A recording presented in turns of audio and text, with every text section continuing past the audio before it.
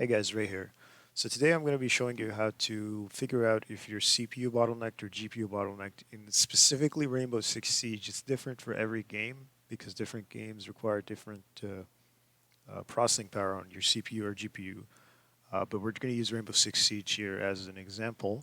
So what we're going to do is we're going to be using MSI Afterburner to monitor which of the two is bottlenecking us. So what we're going to do is we're going to go to Google, type in MSI Afterburner, go to their webpage, scroll down to the bottom, and click download here in the leftmost one, MSI Afterburner. You're going to download this, and then you're going to extract it. And then once it's extracted, you're going to install it. And during the installation phase here, click Next, Accept, Next. You're going to see here the Riva Tuner Statistics Server. Now this, make sure it's checked because we are going to be using this specifically to display the statistics at the top left of our screen. So click Next and install it. I already have it installed, so I'm not going to do it here. What I will do is I will show you how to set up MSI Afterburner to display those settings. So first you're going to open up MSI Afterburner. You're going to make sure, don't touch any of this here. We're not going to be overclocking, undervolting, or doing anything crazy. We're just going to be monitoring. So we're going to click this gear here. We're going to go at the top tabs. We're going to click on monitoring. And then we're going to select GPU temperature. Now you may see a GPU and then a number after that. To make sure this is the GPU you want to make sure that you're seeing, what you want to do is go to Task Manager, and you're going to have probably two GPUs here if you have a CPU integrated graphics.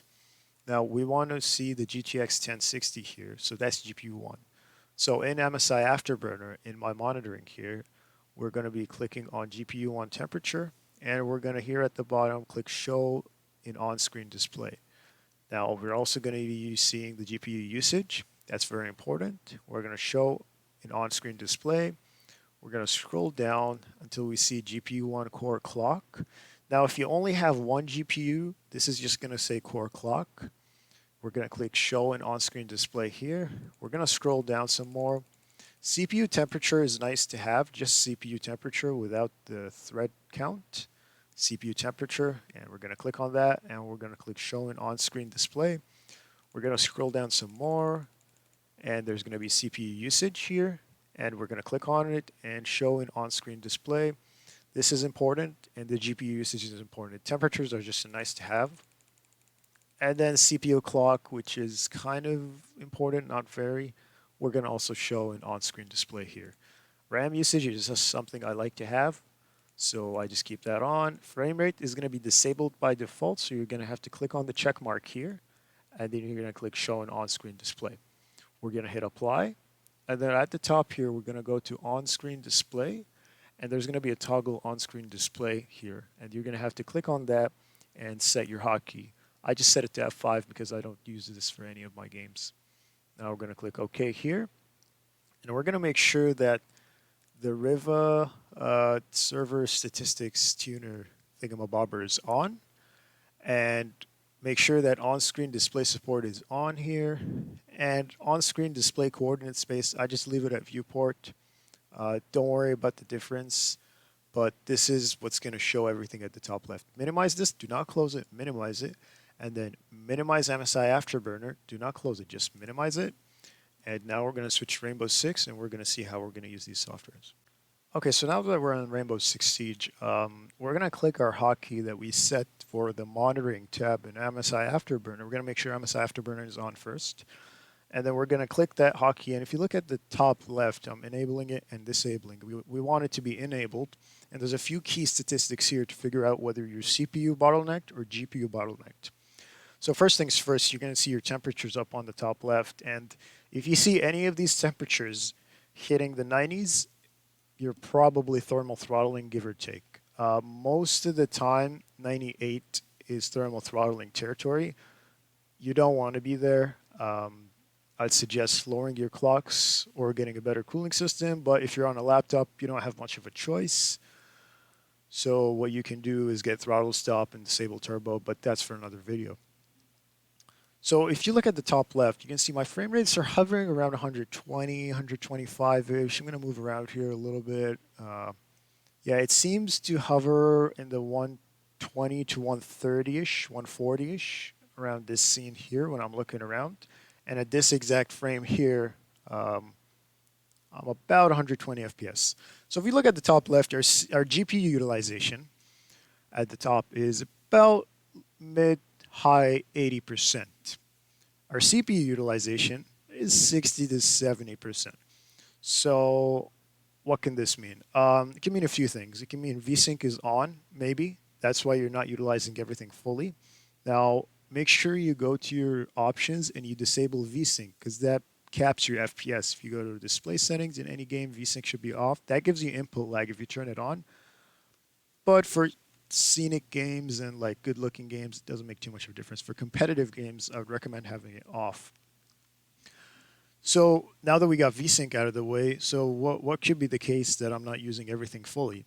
Well, it could be that your CPU bottlenecked. If your GPU is not running at its full capacity, most of the time your GPU is not the bottleneck, it's your CPU.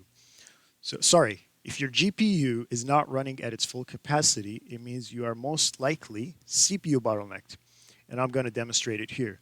So as you can see, my GPU usage is a bit around, it's hovering around 82 to 88%, give or take. So what I'm going to do is I'm going to open up throttle stop, and I have on purpose set my clock speeds to 2.2 gigahertz for my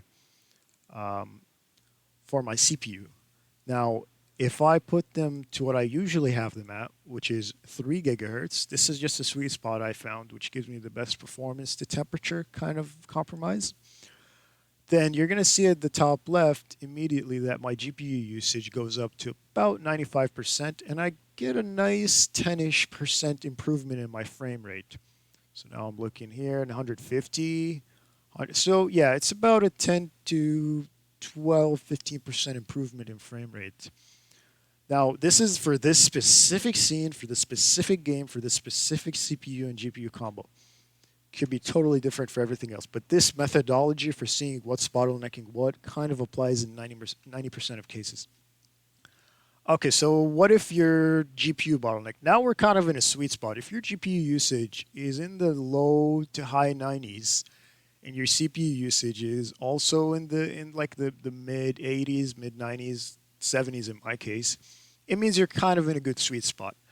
Now, what if your GPU bottlenecked? What if your CPU is pumping out all the frames, but your GPU time is high that it's not showing enough frames on the screen? Well, in that case, well, let's demonstrate it actually here before we do anything. So what I'm going to do is I'm going to open up MSI Afterburner. I'm going to just lower the clock speeds as low as they can go here in the memory clocks. And I'm going to open up Rainbow again. And as you can see, we dropped about 20-ish frames, like 21, 22, 23, 25 frames. And my GPU utilization is stuck at around 95%, 96%. This definitely means I'm GPU bottlenecked.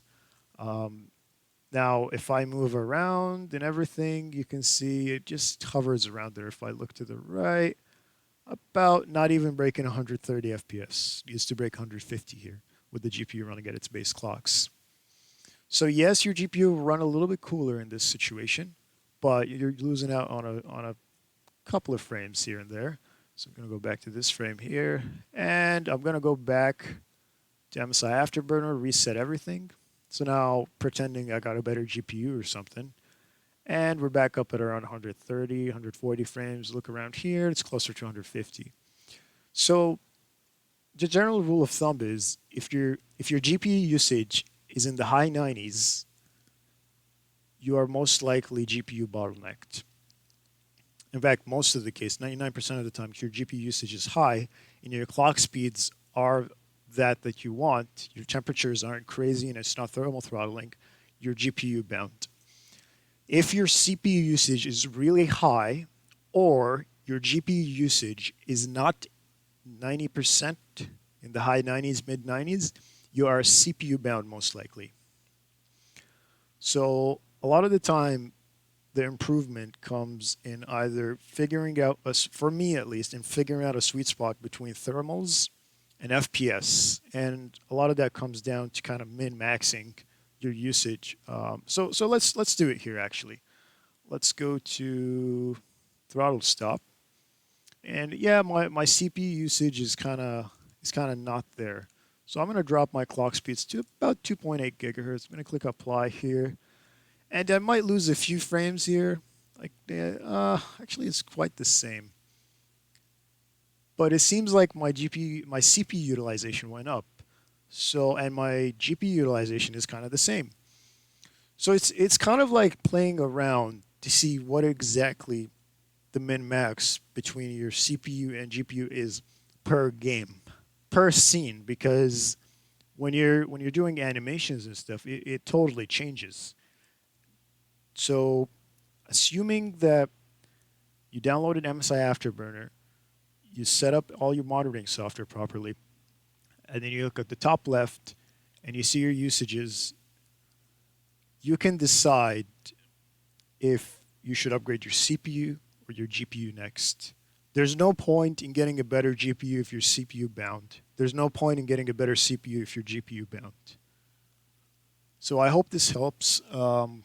This is my first ever tutorial video, so I hope that it helps a few people. Goal of this is to make more people aware of how to do this themselves, and to help my friends out in general. So more tutorials coming up on how to do more simple things. If you have suggestions or you feel like I did something wrong, please let me know in the comments. If you have an idea for me to make a quick tutorial or a quick informational video on how to do something, let me know, and I'll happily do it. Thank you for watching, and have a great day.